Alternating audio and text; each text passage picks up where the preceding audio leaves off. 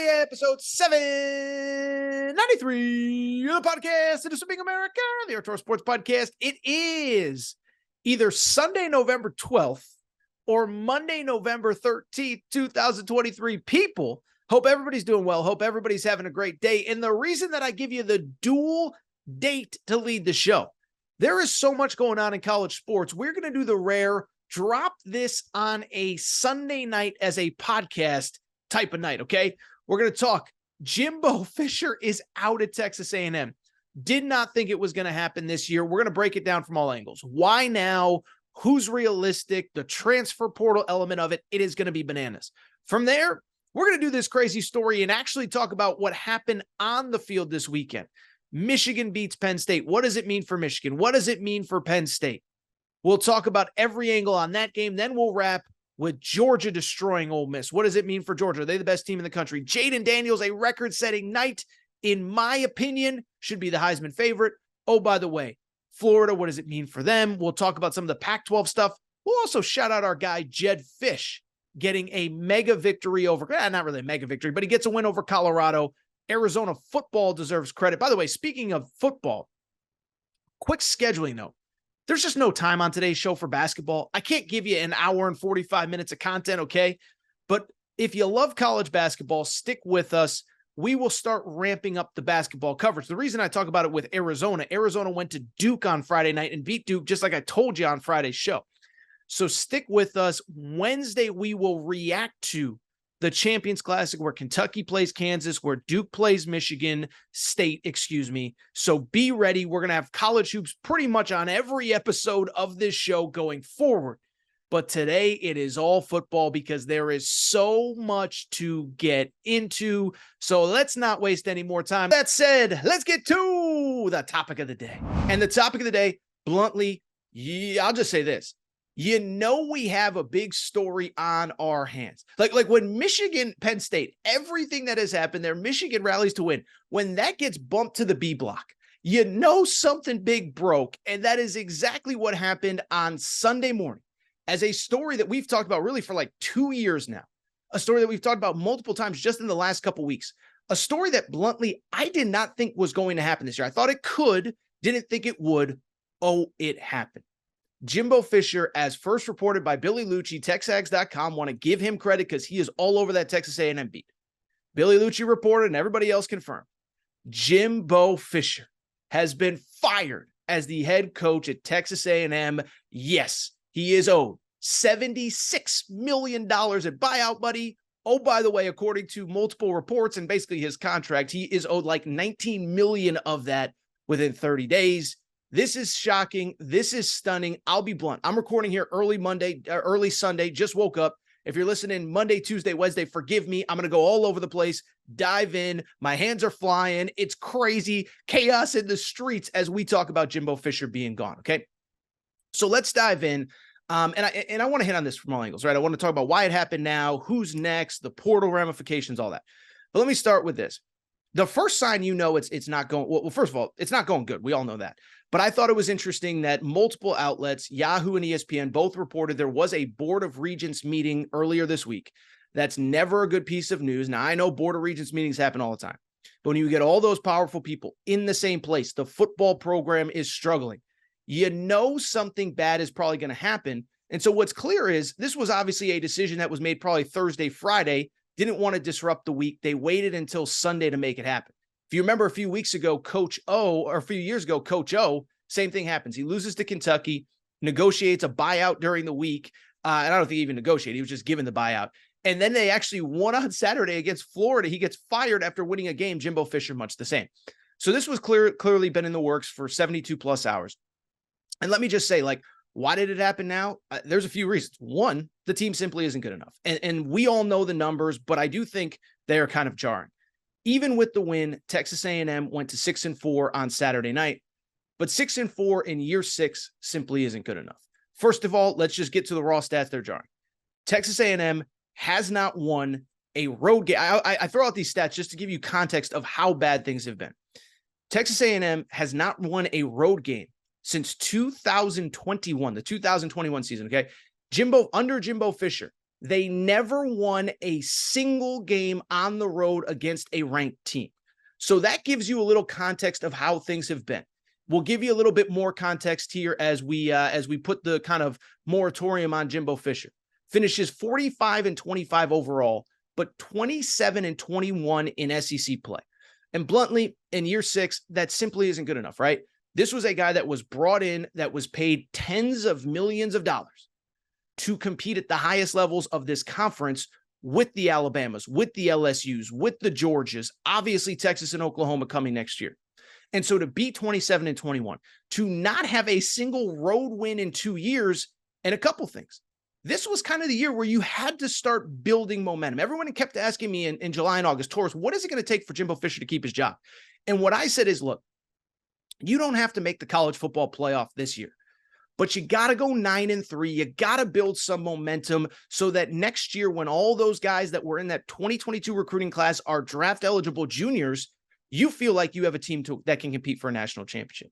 And so with that as an expectation, kind of 9-3-ish, 10-2, competing for a playoff berth, to be at 6-4, including the win on Saturday, that's just not good enough. And beyond that, it's not that you're 6-4. You've lost every meaningful game of the season. At Miami, when we thought Miami was good and they're not, loss. Alabama at home, when you built some momentum early in SEC play, loss in a game you could have won. Tennessee, in a game you could have, maybe should have won. At Tennessee, you lose, and obviously Ole Miss a few weeks ago. And so all of those games, essentially, except for maybe Miami, were winnable. All of them came down to a decision or two, a play or two, a moment or two, and every time Texas A&M was on the wrong side of it. And so I don't think there's any expectation that you were going to beat LSU 2 weeks from now. For people who don't know the schedule, they play Abilene Christian next, and then from there they close at LSU. Don't think you're gonna beat LSU. But then here's the other thing. And I heard this week. I was kind of just calling around talking to people. I thought it was an interesting comment. They said the worst case scenario isn't finishing 7-5. The worst case scenario is finishing 7-5, bringing back Jimbo Fisher, and then next year he over exceeds expectations, right? Because if you bring back Jimbo Fisher for 2024 at this point, one of two things is going to happen. And I just did finger stuff. You know, my hands were flying there. Forgive me if you're watching on YouTube. If you bring back Jimbo Fisher, one of two things is going to happen. Either you underachieve again, and then you just kick the can down the road for a year. And at that point, the SEC is that much tougher. Oklahoma, Texas are established, whatever. But here's actually the worst scenario, is that you don't trust Jimbo Fisher now. It's year 6 now. What happens if you end up actually meeting or exceeding expectations next year? And then all of those draft eligible juniors, the Walter Nolans, the Evan Stewarts, the whomever, Connor Wigmans, they all go pro, and then you're stuck with Jimbo Fisher another 2 or 3 years because you can't fire him off of a 10 or 11 win season. So even if he somehow meets or exceeds expectations, you're kind of even more screwed because then you're stuck with him for another 2 or 3 years after that. So it's a lot of money. I'm not saying that I would have been part of it, but I don't have billions of dollars to spend like some of these boosters. And so I get why it was done. And most specifically, because a lot of people are going to ask, why was it done now? The reason it was done now was point blank, simple. It was because of recruiting, okay? The bottom line is, for people who don't follow the calendars, National Signing Day is about a month from now. And on top of that, the portal cycle basically opens, right around the start, right after those conference championship games. And so I bring it up because you basically have to have a coach in place really about 2 weeks from today, 2 weeks from tomorrow, 2 weeks from this Monday, from Sunday, from Tuesday, whenever you're listening. Because if that portal cycle opens, and I think technically the players can get in the second that their coach is fired, but at the same time, if you wait, if you go too long, you know what ends up happening? If you start that search the day the season ends, well, by the way, what if you beat LSU and you go 8-4? But even if you start it the day the season ends, then all of a sudden, all those guys have days and days to get in the portal while you don't have a head coach. They have days and days to be contacted by other schools, to hear from other people. And so ultimately, listen, Texas A&M is still going to lose some guys to the portal once the season ends, because that's every school in America. But I bring it up because ultimately the goal is to have a guy in place the day the regular season ends, maybe the day after, maybe the Sunday after, so that guy not only could start recruiting. The most important thing that the next coach has to do is re-recruit the Texas A&M roster, because in a 12-team playoff era next year, you have a playoff roster in that building if you can get the most of it. So let's really quickly dive into coaching candidates. Listen, this stuff is going to change over the course of the next 2-3 weeks. Forgive me. We're going to cover it a lot. We're going to probably do an update every single day based on reports. Okay. But I think the early reports are, listen, if you're going to spend $75 million plus to get rid of a head coach, probably $100 million plus if you include buyouts for, I'm sure, DJ Durkin and Mike Elko. We'll get to him in a minute. DJ Durkin and Bobby Petrino are on multi-year deals. If you're willing to spend 75 to 100 million to get rid of this staff, my assumption is money is of no object. So I do think, look, they're going to kick the can on some of the biggest names that in theory could be available. Listen, say what you want about Texas A&M. Nobody thought Jimbo Fisher was available 6 years ago when they hired him. And then they made him an offer he couldn't refuse. And then he ended up not refusing it. And that's how we got in this mess in the first place.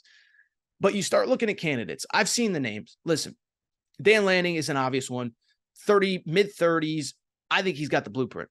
I think he's going to be great at Oregon. Great recruiter, great portal guy, great on game day, great evaluator, fill in the blank. I think Oregon might be the second or third best team in the country right now. Same time, $20+ million buyout to get him out of his contract. So I know money is of no issue to A&M, but now you're talking about $100+ million just in buyout just to get Dan Lanning, and that's including Jimbo, his staff, and Dan Lanning. Plus, oh, by the way, NIL, this, that, the other thing. I don't think Dan Lanning is leaving because I think he's actually set up very nicely to have success at Oregon. I mean, Oregon goes to the Big Ten next year outside of Ohio State and Michigan. I mean, I saw Penn State on Saturday. Penn State ain't in the same stratosphere as Oregon right now, let alone the Illinois, the Iowas, the Nebraskas. Nope. There's two teams right now that are built to compete with Oregon right now. And I think Oregon has maybe a better job. Now, Texas A&M has the better recruiting base, all that. But at the same time, I don't think he's leaving Oregon. Did see Kalen DeBoer, Washington. One thing I'll say about him, salary is not that high. But the new AD, he kind of said on his opening press conference, remember, Washington's AD, Jen Cohen, left for USC. The new AD comes in, he says, listen, getting Kalen DeBoer here long-term, that is the end. That's my only priority right now. And so that athletic department isn't in great shape financially, but guess what? They are getting one big check from the Big Ten here in the coming weeks. Or coming years. And so Kalen DeBoer, if you could get him. But he's from South Dakota, started his coaching career in South Dakota, success at Fresno State before he ends up at Washington. He feels like a West Coast, Northwest kind of guy. I mean, even if you listen to him in interviews, he doesn't say much. He doesn't talk much. He just kind of goes about his business. Don't know if you can bring that. I'm not saying he can't. I'm just saying, I don't know if he fits Texas A&M, the culture, the excitement, the day-to-day grind of what that job is. Not really sure. Also saw Lane Kiffin. I'll just say this. If Lane Kiffin somehow took the job, that would be the most hysterical turn in the history of college football. First of all, this guy signed a huge contract last offseason. I thought we were done listing him as a candidate once he turned down the Auburn job, whatever. Yet here we are. But the way that Lane Kiffin has made fun of Jimbo Fisher, listen, I'll say this. There is clearly an admiration for what Texas A&M has from Lane Kiffin. They just played 2 weeks ago. Lane Kiffin was talking about, oh my God, greatest defensive line I've ever seen, NFL defensive line. I love the this and that, and has made so many jokes and comments and pokes at the NIL stuff. Be very interesting if he took the job. Realistically, though, listen, and we're going to spend a lot of time diving into candidates over these next couple weeks. But in my opinion, end of story. When I look at this situation, the guy that I'll just be blunt. The guy that I think is most realistic is Duke coach Mike Elko. For people who don't know the background, Mike Elko is a guy that 3 years ago was the defensive coordinator at Texas A&M. And it's kind of interesting because you can kind of draw a parallel between the program was never great, but the program absolutely took a nosedive the second that he left. And why I think you consider Mike Elko, why I think he's probably the guy that ultimately ends up getting the job, is because, one, he knows, first of all, he's a great coach. Goes to Duke in year one and wins 9 games. This year they're 6-4, but their star quarterback, Riley Leonard, has been in and out of the lineup all year. Just getting that team to 6+ wins, beating Clemson, destroying Clemson, beating Notre Dame. It doesn't get much better than that. Actually, they lost to Notre Dame, forgive me, but they beat, Louisville, Clemson. They have a very good resume. But you start to look at Mike Elko and a couple of things stand out. One, what's the ceiling at Duke? Listen, you don't root for a program to lose a rising star in the coaching business like that. But at the same time, like, I mean, he loses his starting quarterback, the whole program goes in the tank. And so I just bring it up because of the fact that, like, when I look at Mike Elko, there's such an obvious ceiling at Duke, even when things break right, even when Clemson is down. Are you really going to be in a position where, you're competing at the highest level? I just think it is just so impossible. By the way, the fact that they even competed with North Carolina on Saturday shows you what kind of coach this guy is. So I think he's a heck of a coach. And then for people who do not know, he obviously was the defensive coordinator at Texas A&M for a long time under Jimbo Fisher. And what I think is lost in the shuffle, he was actually the guy that recruited a lot of the guys that are going to be juniors on this roster. A lot of those defensive guys, Walter Nolan, whoever, they have relationships with Mike Elko. They have relationships with him. They like him. They believe in him. As a matter of fact, I remember talking to people around A&M. When he took that Duke job, there was fear it was the winter of 2021 into 2022. There was a fear that they were going to lose a lot of those guys because of their relationship with Mike Elko. So if you can get him in that building 2 Sundays from now and have him ready to talk to those guys, I believe that most of them will stay. So Mike Elko to me is the obvious name. Lastly, listen, it wouldn't be a coaching carousel segment if I didn't at least address the elephant in the room. I have no idea about Urban Meyer. I'll be blunt. After I get done with this, I'll probably try to make some phone calls to Texas A&M. Would they ever actually be interested in Urban Meyer? I have no idea. But a couple things stand out. One, I've said it, and there's maybe another segment just on Urban Meyer to be had. Urban Meyer is going to coach again. Like he's not even 60 years old. Nick Saban's 72, and he's still going on like a freaking freight train, okay? Urban Meyer is 60 years old. He's younger than Jim Harbaugh. He's younger than Brian Kelly. I find it impossible to believe that he is never coaching again. And I think Texas A&M is one of the few places that would actually really want him.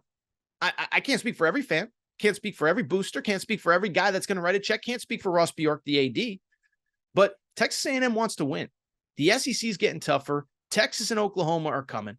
You want to win. There's only one guy that's won at the highest of levels that's available, unless you get Bob Stoops out of retirement, and he ain't coming out of retirement. And so to me, Urban Meyer makes sense. I will say, by the way, we've talked about it when we've talked Michigan State. The Michigan State people for a moment really thought he was interested in that job. I'm just going to tell you, I was told over the last couple of weeks that he's gone a little bit dark in East Lansing, and maybe that there was some speculation that Texas A&M could open. So I don't know. I'm just here to tell you, I don't think Urban Meyer is an impossibility. Lastly, let me say, and I know I already said this, if I can give one piece of advice to Texas A&M, just one piece of advice, it's pretty straightforward. Hey, Texas A&M, let's go ahead and make sure you have that guy in place ASAP. Okay, I understand that if it's not Urban Meyer, you're probably not going to get him before 2 Sundays from now. But my piece of advice, go ahead and get that guy in place ASAP, because Texas A&M's roster is good enough to win a national championship next year. Their recruiting class is currently in the top 10, and that's after multiple decommitments over the last couple weeks. That recruiting class, that roster, I'm not kidding when I say I think there's probably 10 first-round picks on that projected for that 2024 roster based on what we know right now. And if you wait Texas A&M, and if you don't have that guy in place, I'm just telling you, we're about to see the greatest rush of portal talent that we have ever seen if you don't get that guy in place. The Evan Stewarts, the Walter Nolans. First of all, let me just make one thing clear. If you don't think those guys, the superstar guys, have been being hit up for weeks at a time, their agents, their whomevers, their high school coaches, whoever helps them, their parents, you don't think those guys have been quietly being hit up behind the scenes? You don't know what you're talking about, okay? They've been being hit up behind the scenes, and the longer you wait to find the next head coach, the more likely it is that you cannot retain a lot of that roster. Now, look, if you lose, you're going to lose a guy. You're going to lose guys because that's the nature of the business.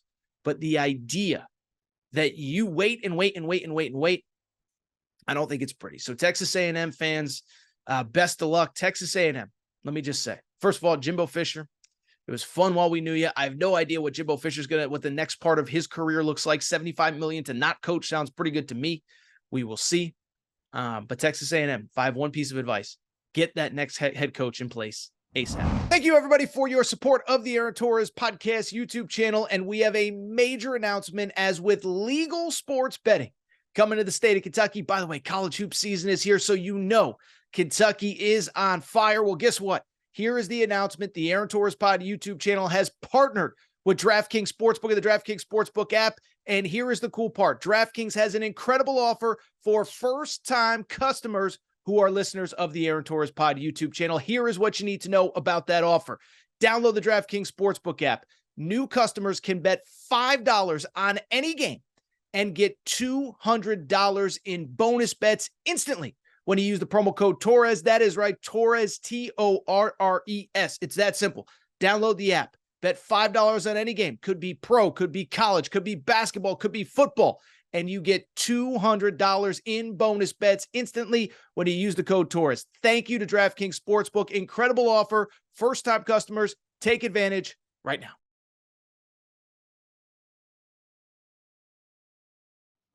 I'm back.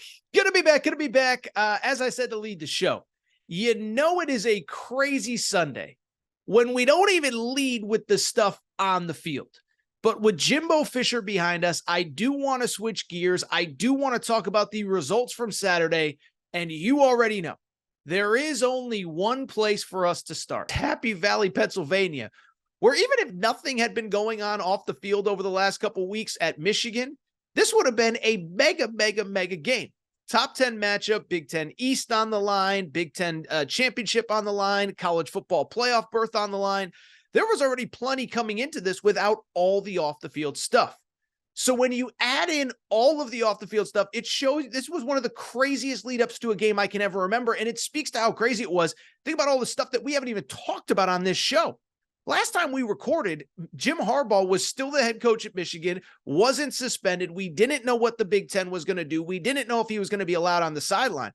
So you think about Friday afternoon, and we're going to get into all this at the end because I want to focus on the game. But Friday afternoon, he finds out about 3:30, he's not going to be allowed to coach. We try to figure out, is there going to be an injunction? Will the courts allow him to be on the sidelines even if the Big Ten won't? And so all of this stuff is going on. Again, I promise we'll talk about it at the tail end of this conversation. But at the end of the day, none of it really mattered, right? Because once those two teams took the field, once they were on those sidelines, all that ultimately mattered for Michigan was pretty straightforward. Are you going to win this game? Are you going to put yourself in position to play Ohio State to win the Big Ten East? Are you going to win this game to put yourself in position to compete for a national championship? You're either are or you're not. If Jim Harbaugh isn't there, you lose. Nobody outside of Ann Arbor is going to care. It comes down to the 85 guys in that locker room with the coaching staff that was there. So to see what happened on the field on Saturday, absolutely incredible. As Michigan goes to Happy Valley, finds out literally about 90 minutes before kickoff, Harbaugh is officially not going to be ready, and they go on the field and beat a Penn State top 10 team 24-15 final score in what was clearly an emotional day, clearly an emotional week. We saw Sharon Moore on the sidelines after the game. So much credit to Michigan, so much to dive in. So let's go ahead and do that right now. Let's break this game down because I just give this team so much credit for everything that they did, all the adversity that they overcame in getting this win. Now, obviously, by the way, it's worth noting, there is a James Franklin Penn State side of things, mostly James Franklin. We'll talk about that in a minute. But right now, the focus has to be on Michigan. Because again, you think of everything that they went through this week. They come on the field. It isn't pretty. They fall down early. And then they just kind of do what Michigan does, what they've done the last 3 years. They don't panic. They don't worry. It's clear, and I thought Joel Klatt did a good job of explaining this during the broadcast, that the speed and athleticism of Penn State's defense was giving them fits, so they changed up what they did. And they basically just went back to old school bully ball Michigan football. It's funny, on Wednesday's show, we talked about this, and Harbaugh actually talked about this in the lead up to the game. A year ago, the question about Michigan was, can they pass the ball when they absolutely need to? This year, though, the run game has been struggling. J.J. McCarthy was awesome coming in, and it was the run game which had been kind of good but not great. Well, I think we got our answers to whether Michigan can run the ball, because against an elite top 10 defense pretty much across the board in every statistical category, the numbers speak for themselves. Michigan finished this game. Let me make sure I get all my stats right. Forgive me here. Michigan finished this game with 227 yards rushing. This against a Penn State defense, which, as I said, is basically elite in every major category. And coming into this game specifically was number 2 in the country, 60 yards a game Penn State was giving up on the ground. 227 yards rushing on the number 2 ranked rush defense in college football. And the rest of the stats speak for themselves as well. 5 yards per carry, as I said. By technicality, Michigan, how about this? They ran the ball 30 on the final 32 plays of the game. Now, by technicality, there was a pass in there, but there was a penalty called. So because it's a penalty, it doesn't go as a pass in the scorebook. But 32 straight runs starting in the second quarter, really didn't even attempt to pass the ball in the second half. J.J. McCarthy, who I thought was probably with a big game, maybe your Heisman Trophy favorite, finishes, how about this? 7 of 8 yards passing. But what I love about this, Michigan on the road, interim head coach Jim Harbaugh isn't there. They get back to their roots and they get back to what works. They pound them. They beat them up at the line of scrimmage. They do just enough to get the victory. And credit to the defense, right? The defense, you know, it's obviously been a little bit maligned, and what did they know and everything involved and all that stuff. Well, you know, I think it's safe to say, and part of it again is on Penn State, and we will get to them momentarily. But at the same time, that defense was just so spectacular on this Saturday as Michigan's defense finishes allowing under, you know, right around, I want to make sure I have all the stats correct here, but basically in this game, Michigan ended up giving up a grand total of, let's see here, make sure I got my stats right, 238 yards of total offense. Oh, by the way, the pass game was held to 74 yards passing by Michigan's defense. Give up 15 points, but let's be honest, one of those touchdowns came late. We thought they had sealed it with a victory, but this was just old school bully ball Michigan. On the road, back against the wall, everybody's doubting you, everybody's against you. What do? You beat the crap out of somebody and win a game ugly. Everybody on social media had the same reaction, that Bo Schembechler is smiling down from the heavens, that even Woody Hayes enjoyed that one. So that's how Michigan gets the win. Quickly, I want to just talk about the bigger picture stuff here because, again, part of it is Penn State, James Franklin was abysmal, okay? But at the same time, we have to take a moment. Let's appreciate everything that Michigan went through over the last couple days and, frankly, couple weeks to get this win. And I've talked about it on this show. But this is a program that, as of right now, let's just put out the facts. So for the non-Michigan fans, you can yell at me. You can yell at me in the YouTube comments. You can yell at me in the Apple reviews, whatever. But at the end of the day, this is what we know about Michigan football right now. Yes, there was alleged cheating going on. Yes, as many people have pointed out, Michigan never really denies that it happened, just that one, that other teams are basically doing the same, and two, that nobody outside of Connor Stallions knew. And so I bring it up because for the last 3 weeks, the entire program has been dragged through the mud. Jim Harbaugh, his coordinators, his players, certainly Connor Stallions. Yet as of right now, we have no knowledge that anyone outside of Connor Stallions knew about what was going on, okay?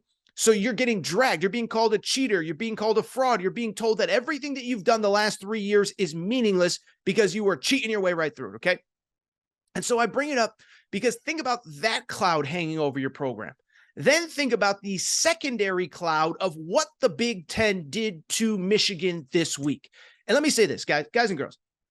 I don't swear on this podcast often. I know many people listen with kids and with children. And if you are, I apologize because I'm about to go off. I'm from East Coast. The East Coast is going to come out of me here in a second. So if you don't want to hear it, make sure to turn down. What the Big Ten did to Michigan this week was absolute, I'm not even going to swear. It was absolute nonsense. It was absolute BS. It was absolute garbage. It was insulting to everybody, not only at Michigan, but frankly, everybody across the Big Ten. Because here is what drives me so crazy about what happened to Michigan over this week, okay? I started hearing on Sunday night that Tony Petitti was going to take the measure of suspending Jim Harbaugh or punishing Michigan and superseding the NCAA investigation, making the decision that under the sportsmanship policy, he had the authority to do something even if the NCAA couldn't. We can agree or disagree with something if something should have happened or not, okay? Why I bring it up, though, is for this reason. It is because we started hearing that on Sunday. Michigan officially filed its appeal on Wednesday night or whatever the process is. They gave their documentation to the Big Ten on Wednesday night. Tony Petitti had Wednesday night to make a decision, Thursday night to make a decision, Thursday morning to make a decision. He could have even made a decision Friday morning before Jim Harbaugh got on that plane. And what he did on Friday, I think was the most BS crap that I've ever seen in my life. And I'm going to tell you why. It's because this whole thing is about integrity and sportsmanship. How is it fair to those players to have to get on a plane with their head coach and have no idea if he's going to be able to coach them? And oh, by the way, on top of that, they find out when they land. The biggest game of their season for many of those players, the biggest game of their careers. They don't know if their head coach is going to be there. And again, you had about 36 hours between when Michigan submitted their stuff, when they made the decision, when the team was in the air. And so to do that to those kids, it's the biggest crock of crap that I have ever seen in my life. And I'm so frustrated. And I didn't plan on becoming a Michigan defender when all this started. But to do what they did, I thought was the biggest piece of crap thing I've ever seen done. Not fair to those kids, not fair to, frankly, you know who it wasn't fair to? Sharon Moore, okay? And so let's take half a moment here because I want to credit two entities here. One, Sharon Moore deserves some, if Michigan wins a national championship, I think they need to put up a statue of Sharon Moore, okay? Because keep in mind, this guy's the offensive coordinator. He's the play caller. He's already got a full-time job on his hands every Saturday, one of the most important jobs at the University of Michigan, frankly. And so for him to be the full-time play caller, and then to find out that the injunction that was filed is not going to be heard on Saturday morning, that nothing is going to be done. And he's got to then become the head coach an hour before kickoff. No one has ever, I don't think anything has ever happened like that. We've had situations where we've had interim head coaches, but they've had the whole week. They've had the whole offseason, whatever, to prepare. This guy got thrown into the fire at about 10 a.m. Eastern time on Sunday and found out, oh yeah, by the way, Harbaugh's definitely not coming. You're the guy. So credit to him. He cried after the game. Everyone, I saw this on social media, screw everybody on social media. I saw oh, that's corny. Oh, that's lame. Oh, that's pathetic. Sharon Moore was so emotional because of everything that program has been put through, his team has been put through, what he has personally been put through. And by the way, they lose that game. Nobody's looking at Jim Harbaugh. They're looking at him and saying, Sharon, respectfully, we love you, but we didn't win that game, and our season's on the brink now. So credit to Sharon Moore. As I said, if Michigan wins a national championship, build that man a statue this year. Beyond that, let me also say this. Let's give some credit to the players, okay? Let's give some credit to the players because as I've said so many times, I don't think I've ever seen a group of college athletes as resilient as Michigan is right now. Now, they have two big games left, potentially without Jim Harbaugh before he comes back, okay? But I bring that up because I've talked about this with Michigan for a while, is they were my preseason national championship pick, even after we knew Harbaugh was going to be suspended for 3 games because of the resilience of this group. I've said it many times, but 2 off seasons ago, not this year, but last year, Michigan was coming off its first really big season, Big Ten championship, college football playoff loss to Georgia. And that offseason, remember, Jim Harbaugh interviewed for multiple head coaching jobs. He interviewed for the Minnesota Vikings on National Signing Day. And going into 2 seasons ago, I said, I don't think I think Harbaugh lost the locker room. How can his team come back and how can he look that team in the eye after what he decided to do?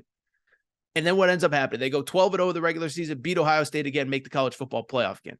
So this is a team that has dealt with offseason rumors for 2 straight years. This for the last 3 weeks. The Big Ten tried to throw every curveball they could at them before the biggest game of the season, and they deliver. We'll see what happens next. For people who haven't followed the legal parameters of this, the courts basically are going to meet on Friday. I think it actually hurts Michigan at this point more now than anything because, again, they got to fly out on Friday to go play at Maryland. So we'll see what happens. We know the setup of the punishment. Harbaugh is still allowed to coach during the week, which that might be a Monday or Tuesday topic is, the Big Ten's suspension, I think actually just made everybody mad because Michigan fans are mad, but, Ohio State, other Big Ten fans think it's not enough. Harbaugh's allowed to coach during the week. He's just not allowed to be on the sidelines on Saturday. So I'm not going to keep going on and on. The bottom line is I want to credit to Michigan. We'll talk about Penn State's side of things now because it was maybe James Franklin's worst day as a head coach, but credit to Michigan, the most resilient team that I have ever seen. We'll see if they could finish this regular season in style. play for another Big Ten championship, and potentially a college football playoff berth. All right, quickly, let's switch gears to the Penn State side of things. And Penn State fans, let me just say this. Before we go all in on James Franklin, like I was the guy, I tried to argue against the narrative all summer. I was the guy, I really believe this year was going to be different for Penn State. They finally had the quarterback. Don't believe all the negativity around James Franklin. They just haven't quite been good enough in previous years. And this was the year that they finally get over the hump. For people who are new to the show, I did pick Penn State as well as Michigan to make the college football playoff. Really felt like there was a scenario Michigan goes 12-0, Penn State goes 11-1, or vice versa, and both teams can get in. And so I bring it up because I tried to defend Penn State. A few weeks ago, they lose to Ohio State, and that was kind of when I said, you know what, I just don't think it's going to happen. Not a believer in James Franklin, not a believer in what he is about. But let me also say this. Saturday has to be rock bottom. Saturday has to be rock bottom for Penn State fans because of everything that went into it from the Michigan side of things, all of the chaos around the program. The game was there for the taking, and you simply couldn't do it again. Realized during the game, maybe after the game, James Franklin he's Big Ten Mark Richt, excuse me. I was gonna say Mark Stoops, Mark Richt. He's Big Ten Mark Richt. He is the guy that can win all the games that don't matter. He can beat the Indianas and the Michigan States and the Rutgers and the whoever, but put him in a game with teams that have equal or greater talent in a big moment. And what ends up happening? It's the same thing every single year. Gets nervous, coach is scared, coach is afraid, makes weird decisions. And I thought Saturday was one of the most embarrassing coaching displays from a $6, $7, $8, $9, $10 million a year coach that I've ever seen. Let's go ahead and dive in. I think the first part that you have to be frustrated as a Penn State fan, besides the loss, obviously, how it happened and the fact that, let's be honest, like I think what Michigan did was incredible. All the chaos, Sharon Moore being thrown into the fire 90 minutes before kickoff. It doesn't change the fact, though, that Michigan was essentially trying to give you the game. I mean, when Michigan doesn't throw a pass in the stat sheet, now I know they threw one, there was a penalty.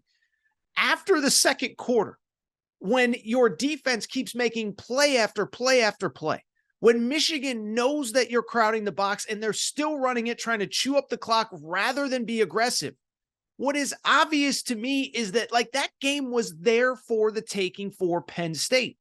And so the frustrating part, the game is there for the taking. In a situation, you're at home, the other head coach is sitting at a hotel and you cannot take advantage. Think about this is what I think frustrates me the most. Couple things. One, the play calling and the schematics were embarrassing. Okay. And I don't claim to be X's and O's guy. We talk about that all the time on the show. But when the offense, every single possession, when by the way, you're supposed to have literally the best quarterback that you've ever had. The play calling pretty much the entire game. When you know the other team doesn't want to throw the ball, they're just trying to get out with a win. It seemed like every single possession was run on first down. You pick up 4, 5, 6 yards. Then they know you're running on second down because you have second and mid-range, and they get stuffed. And then third down, it's run Drew Aller. And sometimes it works and sometimes. So the play calling was embarrassing. That's one. Just not creative, not unique. You're somehow coaching more scared than the team with the interim head coach on the road. Okay, so that's one. Two, Penn State just has this incredible knack for making the worst possible decisions on the field at the worst possible times. There were so many moments when it felt like the game was about to turn, and then Penn State does something dumb. The big one was obviously I thought actually Franklin made the smart decision to punt, late in the game, and ends up, pinning Michigan back. They got to punt the ball back to you. You should get the ball on the other side of your 50. Instead, you end up having a penalty on the return. Drew Aller has a grounding penalty. And all of a sudden, the best field position you're supposed to have all game long, when the score is a one-possession game, multiple penalties push you back. So the offense isn't very creative. Penalties come at the worst possible time. But really, Saturday was just about James Franklin. It was quite literally, I'm not being facetious, I think it was the worst coaching performance that I have ever seen. Literally every single call, except for maybe that punt, I thought was the wrong one. And they all kind of blew up in his face. I said it on Twitter. I said, I think even Jimbo Fisher is embarrassed about how bad James Franklin is doing right now. But just everything he did was wrong. First off, let me say this. Before the half, they score in the final minute. They get some momentum. They cut the lead to, what was it at that point? It would have been what, 14-9. And they decided to go for 2. And I'll be blunt. I know the analytics people will tell you that's the right play. It makes sense. I freaking hated it. And I'll tell you why. Analytics takes into account what happens on the field and all these different scenarios, right? What analytics does not account for, though, what analytics does not account for is what it does if you get it versus if you don't. If you get the 2-point conversion, you cut the lead to 3, that's great on paper. But if you don't get it, you just suck the air out of the stadium after you just scored to make it a 1, to get things close right before halftime. You score right before halftime, you kick the field goal, everybody's fired up going into overtime. Instead, you score, you miss the PAT, it took the entire air out of the stadium. And it certainly didn't help that early in the second half, the play calling got lame and weak as well. Beyond that, the other 2 decisions by James Franklin that were abominable were the 2 late game decisions in the final 5 minutes. The first one, if you somehow didn't watch the game, I mean, I don't know how you've gotten this far without having seen it, but Penn State is down 17-9. It's an 8-point game, a 1-possession game. Okay. There's 4 minutes and 21 seconds left. As I just said, Michigan has been playing not to lose essentially the entire game. And I don't blame them, on the road, interim head coach, whatever. But they are not even trying to score the football. All they're trying to do is just pick up enough yards to keep moving the change, to keep the clock moving, to get out of there with a win. And with 4:21 left on your own 30, you go for it on 4th down. When everybody thought, Joel Klatt, I give him credit, man, he was pretty critical of this on the broadcast. You punt the ball back, you make them go probably another 30, 40 yards just to get into field goal range, but they're probably not going to because your defense has been absolutely incredible.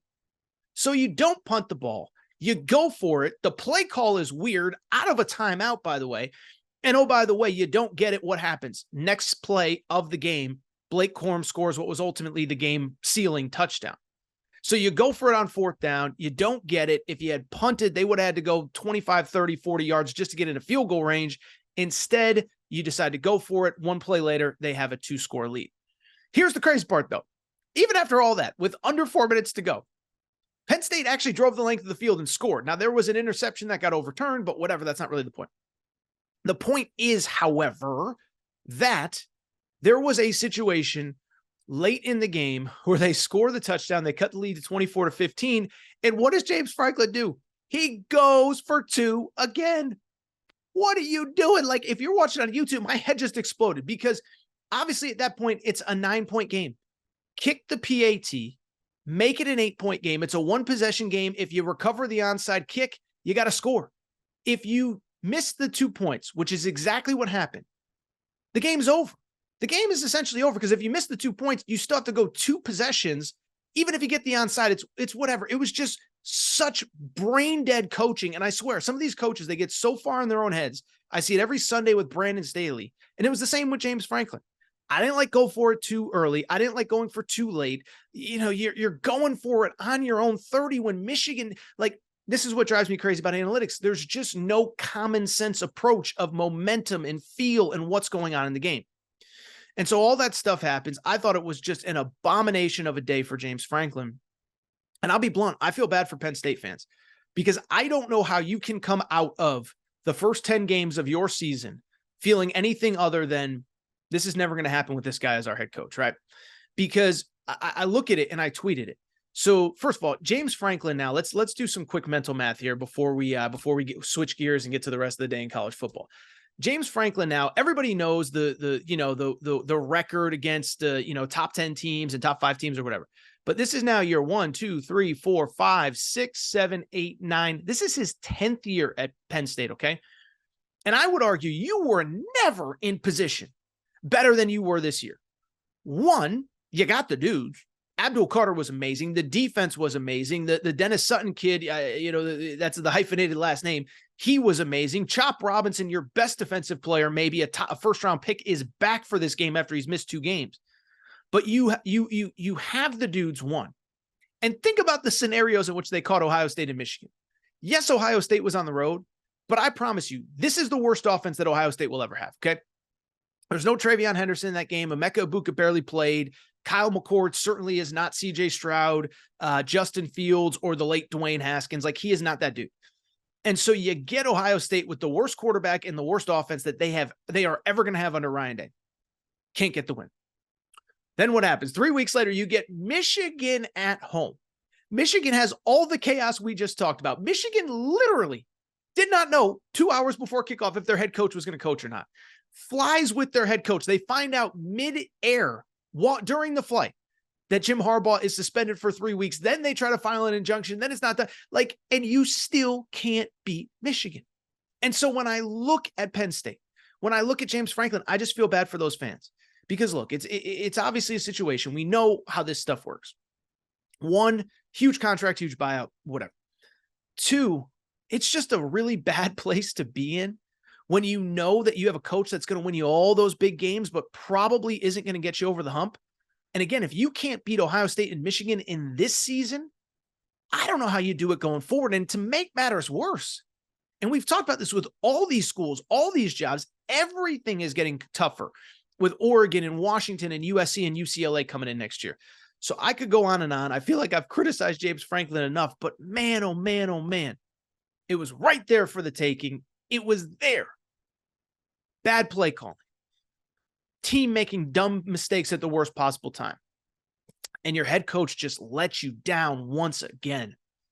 What a tough day to be a Penn State fan. By the way, don't think it was sign stealing that has led to Michigan's success against you the last few years.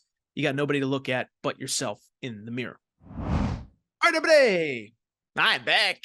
Gonna be back. I do want to switch gears, and I do want to go ahead and wrap with the rest of the weekend that was in college football, okay? For those of you who are college basketball fans, I apologize. There's just so much college football news today. We had some big results over the course of the weekend. Arizona beats Duke. Wisconsin loses to Tennessee. Kentucky picked up a big-time commitment on Sunday afternoon. I promise we're going to cover all of that in the future. But right now, it's about football. There's so much going on. So let's wrap the show on the rest of the weekend that was in college football. A lot of big results that we have yet to talk about. Do want to start with the other top 10 matchup, okay? So obviously, we know about the top 10 matchup we just discussed. Michigan, Penn State. Michigan wins. It's ugly, all the Harbaugh stuff. It's crazy. But there was a second top 10 matchup on Saturday, Ole Miss at Georgia. Georgia, of course, came in as about 11.5 point favorite. And I'll be blunt. I did pick Michigan to beat Penn State, and I didn't know if it'd be close. This one I did expect to be close. Thought Georgia would win, but thought Ole Miss would give them a game. Instead, not the first time ever, I was completely wrong about this game as Georgia dominates. Georgia wins 51-17, excuse me. And let me just say this. We're going to break down the game. We're going to talk about it. But we're in a season where we keep trying to make the argument for who's the best and what about this and how good is Michigan and Ohio State's ranked number 1, but what about Bama's coming and Oregon this?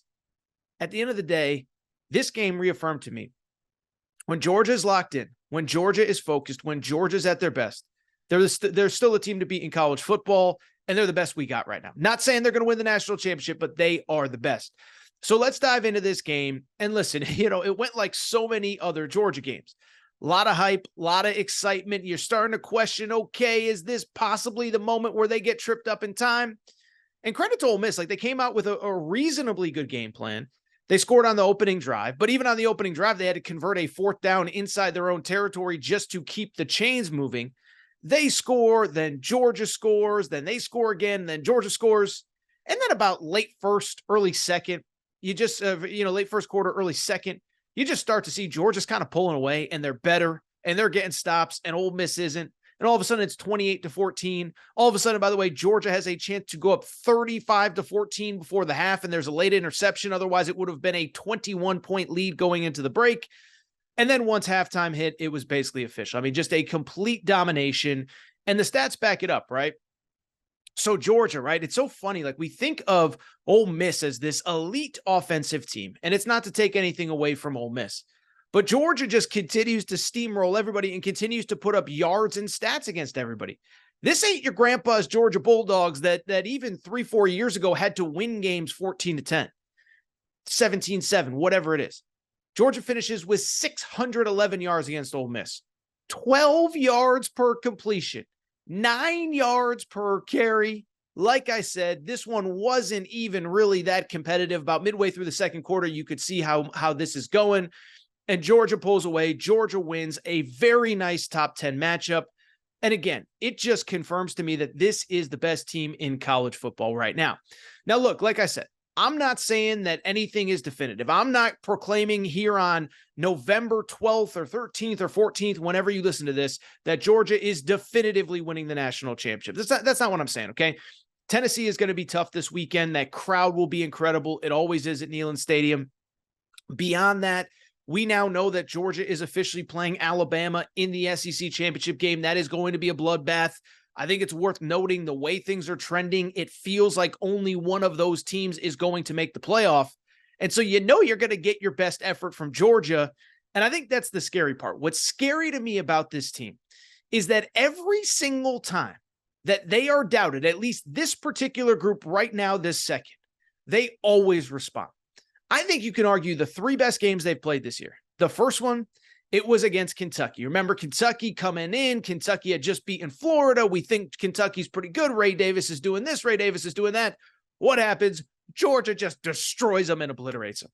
Second game, Florida, both teams out of the bye. Florida has the win against South Carolina a few weeks before. You think, okay, maybe Florida's finally getting some momentum.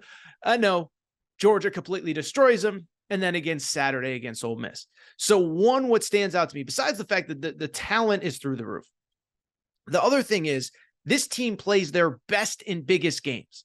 That's what would scare me if I was a Bama fan that knows I'm facing them in the SEC championship game. And that's what would scare me with pretty much anybody that knows, you're going to have to face Georgia at some point if you want to win a championship. Is there have been times in the past, especially programs that have had a ton of success, right? USC under Pete Carroll, Miami. I remember, and I've said this story before, but the Miami Hurricanes in the early 2000s, I remember talking to one of their assistant coaches years after the fact. And he basically said they didn't even realize at the time that the program was starting to erode within because there was so much arrogance and entitlement in the program. There were so many guys that kind of showed up and assumed because I signed with Miami, that means I did all the stuff that Ed Reed did and Edgerrin James did and Andre Johnson did and Vince Wilfork did. And so I bring it up because that's probably the most impressive part about this Georgia thing to me is the fact that Kirby can keep these guys locked in and bought into the greater good of 2023 without these guys sitting here saying, well, we already won in 2022. We already won in 2021. 2023 is guaranteed.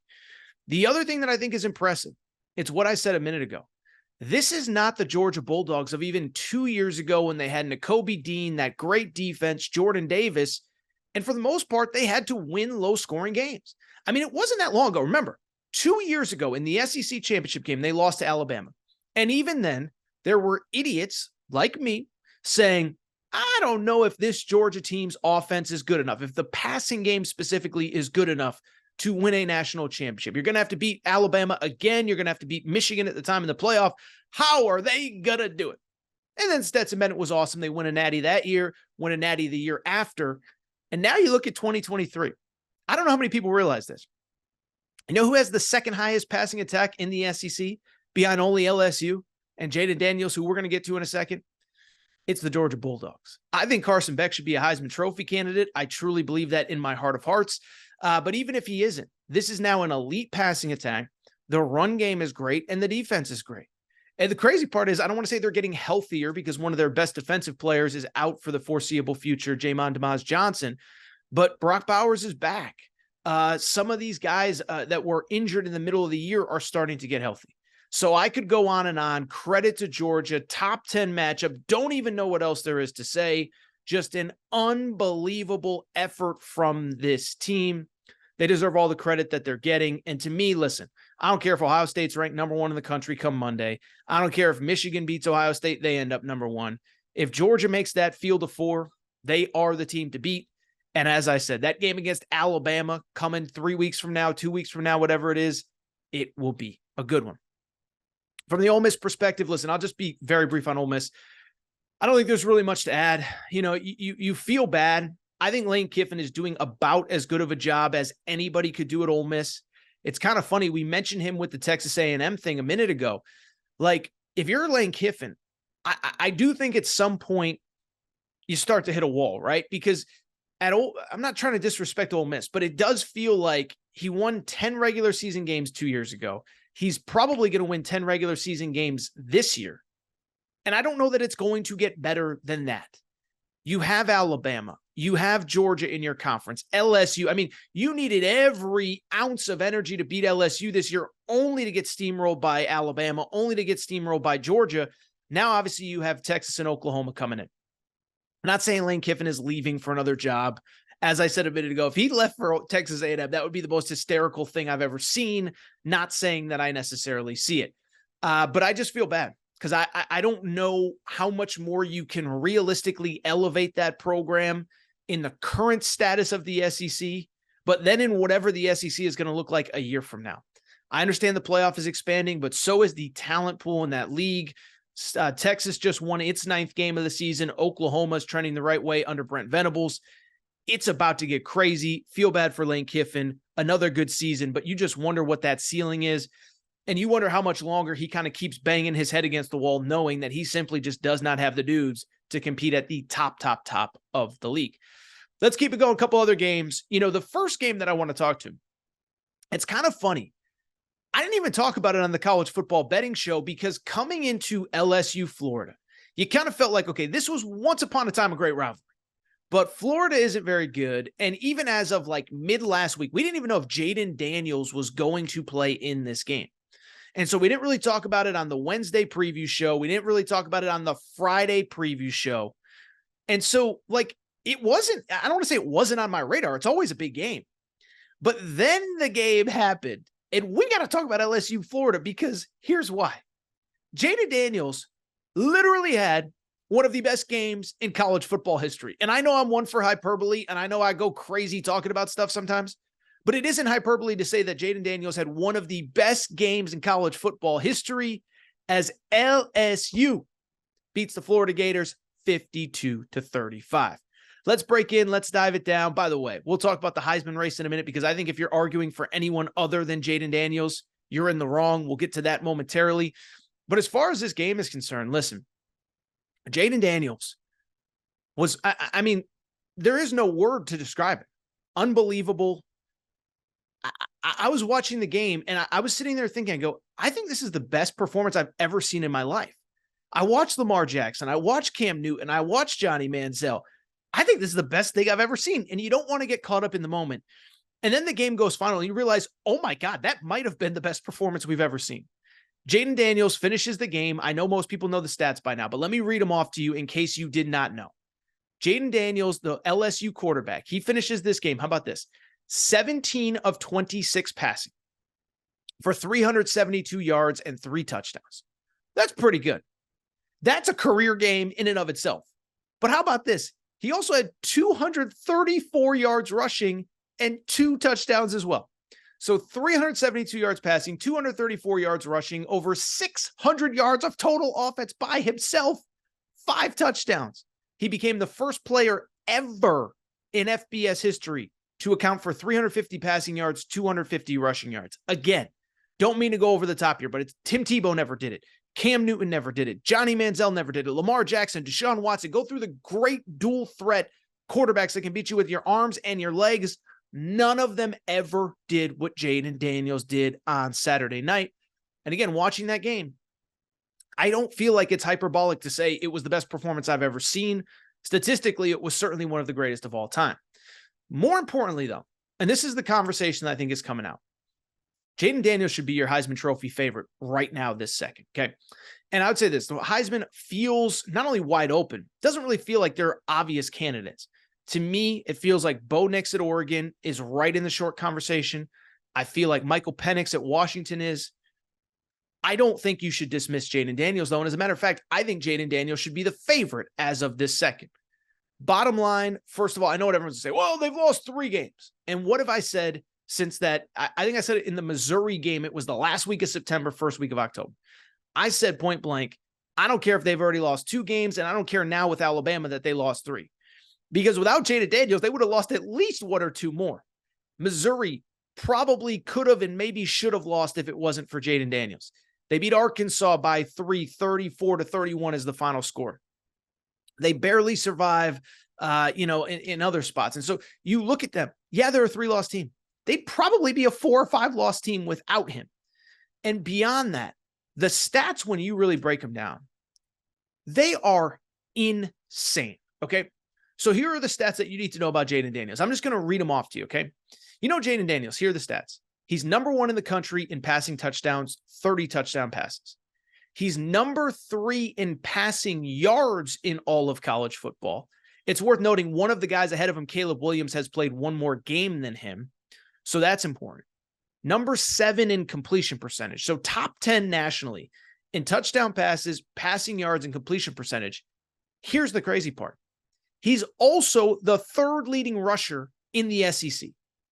Of every running back, wide receiver, quarterback, if you will, if you want to, whatever. Anyone who has ever touched a football in the SEC this season, he's 3rd in rushing as a quarterback. He's in the top 35 nationally in rushing. The only quarterback in the top 35 nationally is actually like 26th, 27th overall. You want some context? He's got 918 yards rushing. So he's almost at 1,000 yards rushing. You want some context to show you how crazy this is? Jalen Milroe, the Alabama quarterback, we all agree, great dual threat guy. Can beat you with your arms and his legs.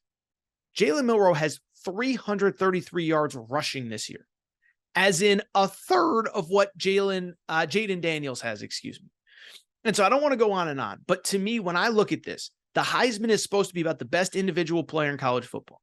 Well, we've had guys on 2 and 3 and 4 loss teams win it before that aren't in the national championship hunt. Johnny Manziel won it with 2 losses at A&M. Who else? Tim Tebow won it with 3 losses at Florida. Lamar Jackson won it with 3 losses at Louisville. At the end of the day, this is the award for the most outstanding player in college football. Not the best player on the best team. Jayden Daniels, to me, has been the most outstanding player so far this season. Now, could it change? If Bo Nix runs the table, if Bo Nix beats Michael Penix head-to-head, if Michael Penix beats Bo Nix for a second time, I think those guys are in the conversation. But right now, I think Jayden Daniels should be your favorite for the Heisman. Really quickly, I do want to talk about the other perspective of LSU Florida. LSU again wins 52-35, and Jayden Daniels has that incredible performance that I just told you about, 600 plus yards of total offense, 5 touchdowns, all that good stuff. Well, I bring it up because there has to be another side to that. And while you don't want to take anything away from Jayden Daniels, we also have to acknowledge something. In a year where Florida started off bad all the way back in August, it is now week 11. There are 2 games left. The Florida Gators sit at 5-5. I'm just going to say it. It was another really bad moment in time for Florida, and overall just a really bad day and a really bad couple weeks for Billy Napier and the Gators. Doesn't mean Billy Napier is getting fired tomorrow. Doesn't mean he even should be fired. But what I'm here to tell you is every single game the Gators play, it becomes increasingly clear to me that bluntly, he's probably not the guy at Florida. First of all, let's just go back to Saturday night, okay? And again, I don't want to dismiss what Jayden Daniels did because it was so incredible and you feel so terrible. You feel bad discrediting him by talking about Florida. Jayden Daniels was incredible. We just talked about it. We don't need to go over it again. At the same time, though, I'm just going to read you the stats from the Florida offensive perspective or the Florida defensive perspective. Okay. Florida on Saturday night against LSU, and I get LSU's offense is elite. Florida gave up 701 yards of total offense. 701 yards of total offense. And here is the crazy part. It gets even worse. You don't think it could get worse. It does. 372 yards passing, an average of 14 yards per completion. 14 yards per completion, gave up 329 yards rushing, 9.5 yards per completion. So essentially every single play that LSU ran essentially resulted in a first down. That's not obviously literally true, but they gave up 14 yards per completion, 9.5 yards per carry. That is abominable. I know we just used that word to talk about James Franklin, but that is abominable. That is embarrassing. And here's the sad part for Florida is that this is just the latest embarrassing thing in a season full of embarrassing moments for the Gators. Go back to week 1. I know it was Utah. Utah's pretty good. Utah's also a 7-3 team that has lost 3 times in their league and easily could have lost a 4th to USC a few weeks ago. Utah's a team that got destroyed by Oregon. Utah's a team that has lost other games. They kind of punked Florida. They kind of beat them up at the line of scrimmage, and they won a game convincingly that wasn't even that close. Here's the problem, though. Just think about the rest of the week. It keeps getting worse. The rest of the year, it keeps getting worse. First of all, a few weeks later, they get back on track. They beat Tennessee. Everybody thinks they're doing good. Then they lose to Kentucky when Ray Davis has 280 yards of total offense, or 280 yards rushing, excuse me. So Ray Davis, 280 yards rushing, a record-setting day in the Bluegrass. Then last week, by the way, they barely survived South Carolina, who's terrible. They get destroyed by Georgia. And then last week, they lose to Arkansas at home. It was and is Arkansas's only SEC win of the year. Arkansas proceeded to follow that up by getting destroyed by Auburn at home. Shout out Hugh Freeze. We'll talk about him maybe in a minute. But I bring it up because every week is a new embarrassment for Florida. You're losing at home to a team in Arkansas you should never lose to. You're giving up 700 yards of total offense to LSU, 280 yards rushing to Kentucky. And it comes back to something I've talked about with Billy Napier. I know that Dan Mullen left a mess. No one is denying that. But Florida football should never be this bad. And I know they're 5-5, and in theory, they can go to a bowl game. We'll get to that momentarily. But Florida football should not be this bad. And Billy Napier, we're in the transfer portal era. I've said it before. Billy Napier has had 4 transfer portal cycles since he took over to fix this roster. The winter when he took over, in the winter of 2021 into 22, the spring of 2022, the winter of 2022 into 2023, and then the spring, this past spring in 2023. That's 4 transfer portal cycles, plus obviously 2 full recruiting classes. And I understand the 2022 class, you were way behind when you got the job. I'm not saying you got to beat Bama and Georgia, because all these schools with first, second year head coaches, even in the portal era, have holes. LSU's defense, USC's defense, Colorado's still pretty much a mess everywhere. Auburn has a lot of places to get stuff worked out. Nobody's asking you to get things figured out, but Auburn just, by the way, Auburn in the much tougher SEC West just got bowl eligible by beating the same team that you lost to at home the other day. So don't tell me it's strictly the schedule or strictly the SEC. This is on Billy Napier. Couple other things. One, it ain't going to get any easier because you got Missouri on the road and Florida State at home to end the regular season. That's a combined 19 wins, by the way. I think, 18 wins. I think Florida State is 10-0. I think Missouri's 8-2, if my math is correct. So that's a combined 18-2 you're going up against. But you know what the really bad part is? You know what made Saturday the worst day ever for Billy Napier? It's that Billy Napier's been selling all offseason, or he hasn't been selling it, but his supporters have been selling, well, he's killing it in recruiting, so we got to give him the benefit of the doubt. Well, guess what happened a little bit before kickoff of this game? A 5-star defensive lineman flipped and is now going to Auburn. A 5-star defensive lineman has now flipped and is going to Auburn. And so you've been selling that, oh my goodness, well, at the very least, we're going to get things figured out and blah, blah, blah, blah, blah. And we got the recruiting class coming in, and trust me, the recruiting class is still good. It's still ranked 4th in the country, according to 24/7 Sports. DJ Lagway is still a dog as a quarterback recruit. But at the same time, one of the backbones and bedrocks of that recruiting class, a player by the name of Jamonte Waller, has been committed to you since the summer and flipped right before this game. And so here's my question. You're getting embarrassed on an almost weekly basis. You're losing to teams that Florida should never lose to. And oh, by the way, the recruiting that was supposed to be your area of expertise, the thing that was going to save you, you just lost one of your best recruits. Crazy time at Florida, tough time for Billy Napier. And I don't know how this gets fixed. I'm not saying he's going to get fired this offseason. He's not. But you start looking at that schedule next year. They got Florida State and Miami out of conference, plus a new loaded SEC slate because, of course, how things break with the scheduling with Texas and Oklahoma coming in. So all of a sudden, the schedule somehow gets tougher because you're no longer in the SEC, or you're no longer in the SEC East, excuse me. And you also have Miami and Florida in the out of conference, Florida State in the out of conference schedule. Let me see if I can find the schedule really quick, because you guys are going to think I'm crazy when I read you this schedule. Here's Florida's 2024 schedule as we get set for next fall. In the out of conference, they open the season against Miami at home. They have Central Florida. They still play Georgia. They play Florida State to end the year. They still have LSU, Ole Miss, Texas A&M, and they do have a game at Texas plus the return game to Tennessee. So you talk about a crazy schedule. Miami, Florida State on the road in the out of conference plus Central Florida. And then on top of that, in conference, you have at Texas, at Tennessee.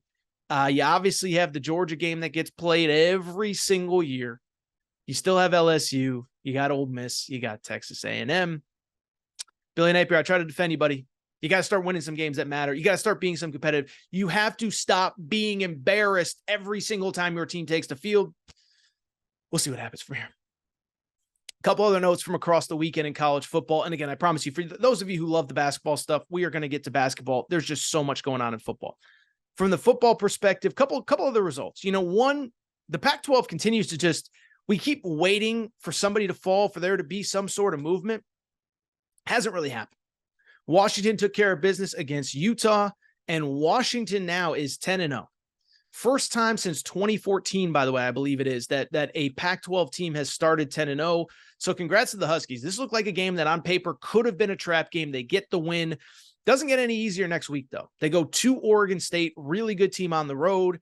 Then they close at home against their rival Washington State in the Apple Cup. So credit to Washington for getting the win there. Oregon, by the way, for those of you who did not stay up late, they kind of held serve. They beat USC at home. 36-27 is the final score. Close at Arizona State and Oregon State to end the regular season. So Oregon State, you want to talk about a team that could potentially play spoiler?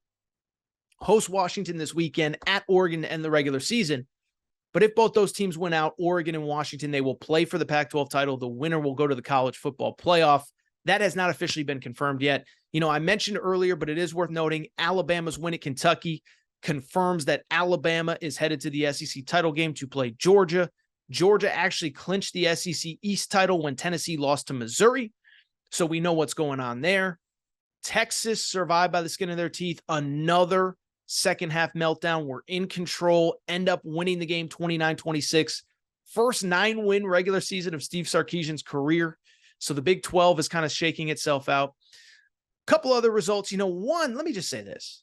I haven't really, by the way, Miami beats Florida, or Florida State beats Miami. They're in control in the ACC. One team that I have not given credit to, okay? And I know I got listeners of the show. I see the analytics. Can we take a moment and shout out my guy, Jedd Fisch? Jedd Fisch of the Arizona Wildcats should be in the short conversation for National College Football Coach of the Year. For people who aren't paying attention, Jedd Fisch and Arizona are now 7-3 this season. They have won 4 straight in the process of beating 3 ranked opponents. Oregon State, whose only other loss this year, it was early in the year to Washington. Oregon State is actually very much in the Pac-12 championship game title race as well. They beat Washington State. They beat UCLA. So 3 straight wins over ranked teams. And then Saturday, they beat Colorado at Colorado on senior day for the Buffaloes. Arizona overall 7-3. Here are their 3 losses. In overtime at Mississippi State, to Washington by 7, and in double overtime to USC. I think it's worth noting, by the way, and I think any Arizona fan that's listening, their starting quarterback, Jayden Daniels, got hurt, and they put in this kid, Noah Fafita. How about my guy, Noah Fafita?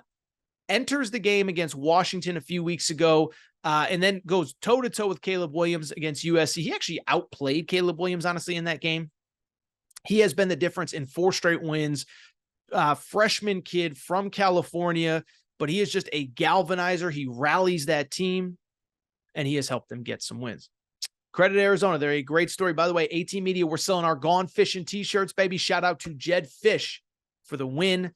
I mentioned earlier, Auburn, great Saturday. Destroy Arkansas, get bowl eligible. So credit to Hugh Freeze. We'll maybe do a separate Auburn segment later on in the week because he's having a monster week. Flipped the 5-star from Florida. Got some big recruits on Sunday. They got a couple other guys, and they are going bowl. They are bowl eligible. That is a guy that I believe is built for the SEC and Hugh Freeze. I think they're going to get it done. The league is going to get tougher. Goes without saying. LSU's still good. Georgia, Alabama, plus Texas and Oklahoma. My boy Hugh Freeze, though, he's getting the job done. All right, I think that's it for this episode of the Aaron Torres pod. What a Sunday of college football. Okay, there's so much going on. I don't even know how to squeeze it all in, but I do think it is time for me to get out of here. If you're not subscribed to the Aaron Torres pod, please make sure to do so. Apple, Spotify, Amazon Music, Google Music, wherever you listen to podcasts, make sure that you are subscribed to the show. Also, make sure to rate and review the show. Go ahead, give us a quick 5 stars. Let us know what you like, what you don't like, all that good stuff. Make sure you're following on social media at Aaron_Torres on Twitter, at Aaron Torres Pod on Instagram, Aaron Torres Podcast Questions at gmail.com, Aaron Torres Podcast Questions at gmail.com. I know I've said it a few times, but if you love college basketball, I think the middle of this week is when we start to ramp that side of things up, okay? Champions Classic is on Tuesday. We will talk Kentucky, Kansas. We will talk Michigan State, Duke on Wednesday's Aaron Torres pod. We'll probably be going live Wednesday on YouTube, so make sure that you're subscribed. Shout out to all the teams that had success in college hoops this weekend. By the way, Tennessee, a mega win at Wisconsin. Arizona, as I predicted on Friday's show, gets the win at Duke. Time for me to go, though. Time for me to get out of here. Appreciate your support. Shout out to Torrent Craig. Shout out to Rachel, who hates my voice. Shout out to JJ Reddick. You F it. Unblock me, bro. I'll be back Wednesday. Maybe Tuesday. I mean, maybe something else will happen. Maybe Texas A&M will have their coach by now. I don't know. Crazy Sunday. I'll be back. Aaron Torres pod. See you soon, everybody.